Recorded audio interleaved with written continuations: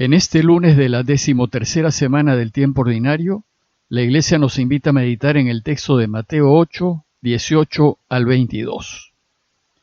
Pero hoy, 28 de junio, la Iglesia nos invita a celebrar a San Ireneo. Ireneo, que significa aquel que es pacífico, nació en torno al año 130 en Esmirna, hoy Turquía. Fue discípulo de San Policarpo, que a su vez fue discípulo del apóstol Juan. En esos tiempos había una relación muy estrecha entre la Iglesia de Asia, a la que pertenecía Ireneo, y la Iglesia que se estaba formando en las Galias. Y según San Gregorio de Tours, Policarpo envió a Ireneo a colaborar en la evangelización de las Galias. Durante la persecución del emperador Marco Aurelio, Potino, el obispo de León, envió a Ireneo a Roma para tratar asuntos relacionados con la secta de los montanistas, que había aparecido en León. Y mientras Ireneo estaba en Roma, Potino fue víctima de las persecuciones de Marco Aurelio. Entonces el Papa le pidió a Ireneo que vuelva a León y reemplace a Potino en el episcopado. Ireneo fue un gran obispo, pensador y teólogo. Falleció a inicios del siglo III y la Iglesia lo recuerda hoy como uno de los grandes padres de la Iglesia antigua. Volviendo al Evangelio de hoy, les leo el texto citado que dice así. En aquel tiempo, viendo Jesús que lo rodeaba mucha gente, dio orden de atravesar a la otra orilla. Se le acercó un escriba y le dijo, «Maestro, te seguiré donde vayas». Jesús le respondió, «Las zorras tienen madrigueras y los pájaros nidos, pero el Hijo del Hombre no tiene dónde reclinar la cabeza». Otro que era discípulo le dijo, «Señor, déjame ir primero a enterrar a mi padre». Jesús le replicó, «Tú sígueme, deja que los muertos entierren a sus muertos». Vimos que luego del Sermón del Monte Jesús puso en práctica lo que había enseñado. Y Mateo entonces nos presenta 3 series de milagros. En la primera serie vimos que Jesús curó a un leproso, al siervo del centurión y a la suegra de Pedro. Estas curaciones extraordinarias pusieron de manifiesto que Dios ya está reinando. Esto hizo que algunos se entusiasmen y deseen ser discípulos suyos. Pero, para seguir a Jesús, primero uno debe quedar fascinado de su persona, fascinado de lo que dice y de lo que hace, atraído por su consecuencia de vida, entusiasmado con su proyecto y admirado por su estilo de vida. Pues, él sigue adelante sin tener nada seguro en qué apoyarse, confiando únicamente en su Padre y en su providencia, y dispuesto a compartir lo poco que tiene. Deslumbrado pues ante la persona de Jesús, uno no puede sino sentirse movido a seguirlo. El problema es que hacerse discípulo de Jesús exige un compromiso total que requiere sacrificios y renuncias, y de esto trata la enseñanza de hoy. El Evangelio nos plantea la pregunta acerca del discipulado. Y lo va a hacer por medio de las historias de 2 personas que desean aclarar su seguimiento del Señor. Al iniciar el relato, el evangelista nos ubica en la escena y empieza diciéndonos que viendo Jesús, que lo rodeaba mucha gente, dio orden de atravesar a la otra orilla. Lo rodeaba mucha gente porque estaba cautivada por las curaciones milagrosas que había realizado. Podemos imaginar que luego de ver las milagrosas curaciones realizadas, la gente empezó a correr la voz de lo que había sucedido, y muchos salieron a buscarlo. Pero la popularidad incomoda a Jesús. Esta no es un valor en su lista de valores. Y entonces decidió subirse a la barca y dio la orden de pasar a la otra orilla. Ir a la otra orilla indica ir a la región pagana, a tierra extranjera, ir a pueblos no judíos en donde poca gente lo conocía. Pero sucedió que en la otra orilla había un maestro de la ley que lo reconoció. Y aquí empieza la primera historia. La de un escriba, es decir, la de un estudioso de la ley de Moisés, uno que era considerado maestro e intérprete de la ley.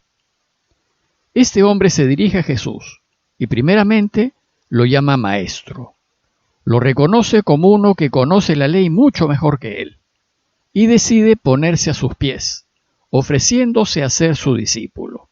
Y le dice: Maestro, te seguiré donde vayas. Parece que el interés de este escriba era sincero y sin condiciones. Sin embargo, Jesús le dice que si lo quiere seguir, en su camino no encontrará nada seguro. Y le responde: Las zorras tienen madrigueras y los pájaros nidos, pero el Hijo del Hombre no tiene dónde reclinar la cabeza. La mención de los pájaros y de sus nidos nos recuerda al Sermón del Monte, cuando Jesús menciona a las aves del cielo y a los lirios del campo. Pues de lo que se trata es de arriesgarnos a hacer la voluntad de Dios, ponernos en sus manos y confiar totalmente en Él. Ser discípulo de Jesús exige un compromiso total con el proyecto del reinado de Dios. Y la tarea del discípulo es participar de la misión de su maestro. Exige una entrega total, que en algunos casos supondrá no tener hogar ni descanso. Y por último, seguirlo exige una confianza plena en Dios Padre. Confiar completamente en su providencia. Además, el que quiera ser su discípulo deberá estar dispuesto a hacer como Él, hacer al modo de Jesús. De modo que si el Señor no tiene ni dónde reclinar la cabeza, el discípulo no puede esperar tener una cómoda almohada. Da la impresión que este maestro de la ley se arriesgó y apostó por seguir a Jesús, pues la historia que sigue habla de otro discípulo, lo que nos lleva a suponer que este primero también llegó a serlo. La segunda historia del relato es del otro discípulo, de uno que ya era discípulo de Jesús y que había ido con él a la otra orilla, pero parece que su compromiso no lo tenía muy claro.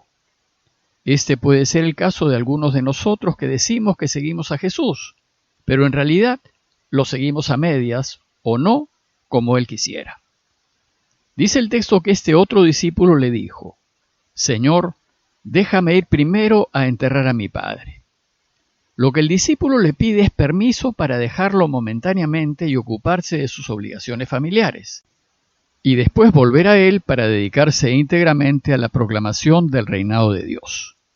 Según las enseñanzas de Israel, era deber de los hijos dar sepultura a sus padres. Por ejemplo, Génesis 55 nos cuenta lo que José le dijo al faraón cuando su padre Jacob murió. Mi padre me tomó juramento diciendo: yo me muero, y en el sepulcro que me labré en el país de Canaán, allí me has de sepultar. Ahora pues, dice José, permíteme que suba a sepultar a mi padre y luego volveré. Y Tobías 4:3 nos cuenta que cuando el padre de Tobías estaba por morir, lo llamó y le dijo: cuando yo muera, me darás una sepultura digna. Era pues una tradición en Israel que los hijos sepulten a sus padres. Pero Jesús le contestó: tú sígueme y deja que los muertos entierren a sus muertos. La respuesta de Jesús es sorprendente y parece duro e insensible ante el dolor del hijo por su padre. Parece que no lo deja cumplir con sus deberes familiares. Pero en realidad, lo que está haciendo Jesús es citarle lo que manda la ley de Moisés para todo aquel que se compromete con Dios y su causa. Por ejemplo, en Israel había un grupo de consagrados a Dios a los que se les llamaba nazireos. De estos, dice Números 6, 5, 7. Mientras dure su voto de nazireato, la navaja no le tocará la cabeza, y no se acercará a ningún cadáver, ni de su padre, ni de su madre, ni de su hermano, ni de su hermana. Si mueren, no se contaminará con ellos porque lleva en la cabeza la diadema de su Dios. Y también se refiere a los compromisos o votos que hacían los sumos sacerdotes. Por ejemplo, en Levíticos 21, 10 al 11 dice: el sumo sacerdote, sobre cuya cabeza fue derramado el óleo de la unción, no se acercará a ningún cadáver, pues ni siquiera por su padre o por su madre puede hacerse impuro. Es decir, en el mundo religioso judío, lo que Jesús le pide a su discípulo no es sorprendente, sino es una natural exigencia religiosa de cara a Dios. Pero si bien la respuesta de Jesús se apoya en la ley, Su intención iba más allá. El Señor busca que su discípulo se dé cuenta y aprenda que la urgencia de que Dios reine tiene precedencia sobre todo, incluyendo la tradición, la familia y los bienes. Y buscar que Dios reine debe ser el compromiso primero y principal de todo discípulo. Y esto porque parece que Jesús ha visto que su discípulo estaba atado a la tradición. Sus costumbres lo habían paralizado, su usanza se había convertido en primera prioridad. Y cada vez que endiosamos lo que no es Dios, nos alejamos de Él. Para Jesús, muertos son los que no están espiritualmente vivos, son los que no se dan cuenta de la urgencia de que Dios reine. Y los que están así no pueden ser discípulos suyos. Lo que Jesús quiere es enseñar a su discípulo que Dios debe ser siempre primero y que no debe atarse a nada más. Por supuesto que hay que preocuparse de los muertos, más aún si son los padres de uno de los suyos. Pero el discípulo debe aprender que de él debe salir poner a Dios delante de su Padre. Y asimilada esta lección, Jesús mismo seguramente lo enviará a que vaya a enterrar a su Padre. En conclusión, el pasaje de hoy nos invita a preguntarnos: después de lo que he escuchado y he visto en Jesús, ¿me animo también a ser discípulo suyo? ¿Me arriesgo a dejarlo todo para ayudar a Jesús a que su Padre reine?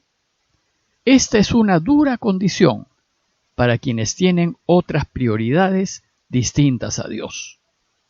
Por tanto, ¿estoy dispuesto a hacer de Dios mi primera y única prioridad? Pidámosle al Señor su ayuda para que Él sea siempre nuestra primera y única prioridad, convencidos de que si así lo hacemos, Él siempre velará por todos los que queremos. Parroquia de Fátima, Miraflores, Lima.